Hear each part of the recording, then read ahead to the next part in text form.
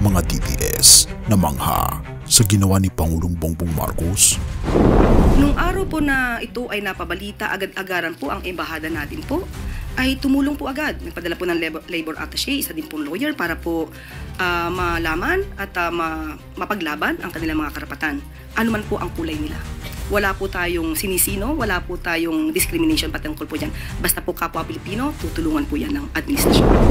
Ang ating Pangulo ay tunay na mga Diyos. Mga DDS na nakulong sa Qatar, tutulungan ng gobyerno ni Pangulong Bongbong Marcos nang walang galit. You said ditong weekend, mayroon pong mga Filipinos na nakulong sa Qatar dahil daw po doon sa ginawang kilos protesta in support kay dating Pangulong Rodrigo Duterte. Ano po ang tulong na maipagkakaloob ng gobyerno, kung meron man, anong plano para sila po ay matulungan na ma-resolve itong kanilang kinakaharap na kaso doon ngayon? Nung araw po na ito ay napabalita, agad-agaran po ang embahada natin po ay tumulong po agad. Nagpadala po ng labor attaché, isa din pong lawyer para po malaman at mapaglaban ang kanilang mga karapatan.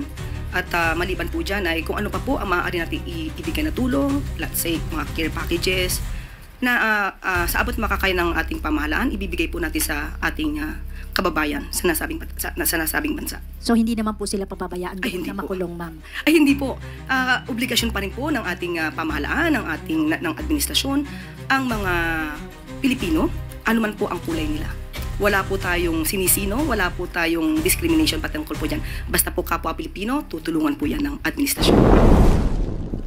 Kahit DDS ka, tutulungan ka ng Marcos Admin, isang pagkilala sa makatawid na pagtulong ng gobyerno. Alam mo ba na kahit DDS ka, tutulungan ka pa rin ng gobyerno ni Pangulong Bongbong Marcos? Oo, tama ang narinig mo, kaibigan. Minsan naisip natin na ang mga taong may malalim na pagkakakilanlan sa isang administrasyon, lalo na kung may kinalaman sa kontrobersyal na issue, ay tila hindi na makakatanggap ng tulong mula sa gobyerno. Ngunit may isang bagay na dapat mong malaman. May mga pagkakataon na ang gobyerno ni Pangulong Bongbong Marcos ay mas malupit pa sa ating inaasahan. At ito ang kwento ng mga OFW na DDS na nakakulong sa Qatar. Tutok na. Pumapapel ka ba bilang taga-suporta ni Duterte? Minsan hindi natin alam kung saan ang hangganan ng pagtulong. Pero wait, may mga balita na tiyak ay magpapamaha sa iyo. Marami sa mga DDS ay nabulabog at nagtataka. Tutulungan ba ng gobyerno ni Pangulong Bongbong Marcos? Masyado bang mataas ang iyong expectations? But wait, may mas malaking twist sa kwentong ito. Bago natin ipagpatuloy, kaibigan, siya nga pala ang Great Controversy na isa sa mga pinaka-kontrobersyal na libro dahil tumutukoy ito sa mga propesiya sa libro ng Daniel at Revelation na nagaganap na sa panahon natin ngayon bago ang pagdating ng ating Panginoong Diyos ay pinamimigay na namin ng libre sa pamamagitan ng PDF. At ito ay nasa limited lamang na panahon, kaya i-click mo sa description sa baba upang ma-avail mo, kaibigan, ang napaka-importanteng libro ito na magbubukas sa iyo sa mas maliwanag mong hinaharap. Purihin ang ating Panginoong Diyos at tayo magpatuloy. Ang pagkakakulong sa Qatar. Habang ang mundo ay patuloy na nagbabalita tungkol sa ating mga OFW na nakakaranas ng pagsubok sa isang hindi inaasahang pangyayari, 17 na OFW ang nakulong sa Qatar. Ano ang kanilang kasalanan?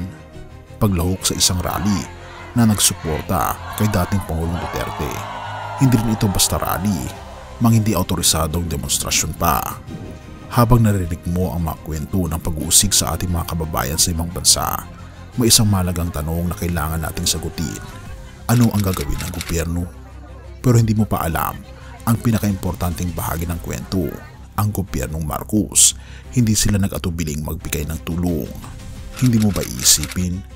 Patuloy nilang sinusuportahan ang mga Pilipino kahit pa may politika sa likod ng kanilang paglahok sa rally na iyon.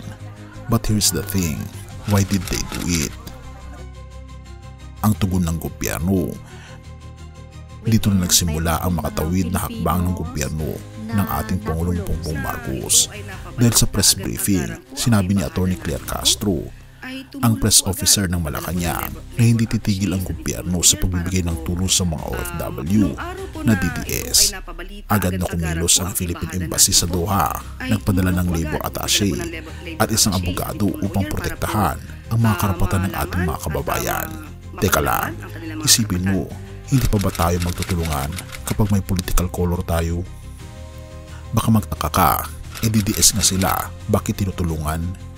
Ang sagot ay simple pero malupit. Kahit ano pang kulay mo, basta Pilipino ka, tutulungan ka ng administrasyon ng ating Pangulong Bongbong Marcos.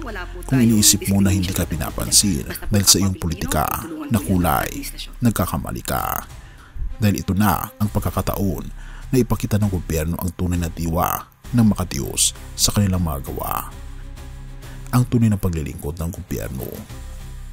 Ang palasyo ay nagsabi na ang gobyernong ito ay walang itinatanggi, walang diskriminasyon para sa kanila. Lahat ng Pilipino, anumang kulay ng politika, ay may karapatang matulungan. Hindi lang basta pagbibigay ng kinakailangan, mga care packages, kundi pati na rin sa pagpapadala ng mga ahensya at mga eksperto para tiyakin na ang ating mga kababayan sa Qatar ay hindi mababaliwala. Ito ang pinaka-importante. Ang gobyernong Marcos ay hindi titigil sa pagtulong, hindi lang basta pagtulong sa isang pagkakataon. Tinutulungan nila ang mga Pilipino kahit sa mga oras ng matinding pagsubok at kung saan man sila naroroon. Kaya kung akala mo na ang pagtulong ng gobyerno ay para lang sa ilang tao, nagkakamali ka. Basta't Pilipino ka, tutulungan ka ng ating administrasyon. At sa kabila ng lahat ng mga pagkakaiba sa politika, ipinapakita ng administrasyon ni Pangulong Bongbong Marcos na tunay silang makadiyos, hindi lang sa salita kundi sa gawa. Kahit DDS ka, tutulungan ka ng gobyerno, kahit ano pa ang iyong politikal na kulay. Hindi ba ito ang kwento ng isang gobyerno na hindi tumitingin sa kulay ng iyong paniniwala, kundi sa iyong pagkakakilanlan bilang isang Pilipino? Sa gitna ng kontrobersya at mga liong-aw, ito ang mensahe ng gobyerno. Walang iwanan. Ang kwento ng pagtulong, hindi lang sa mga sangkot sa politika, kundi sa lahat ng Pilipino, ay isang kwento ng tunay na malasakit. Kaya tandaan mo kaibigan, kahit DDS ka, tutulungan ka ng gobyerno ni Pangulong Bongbong Marcos.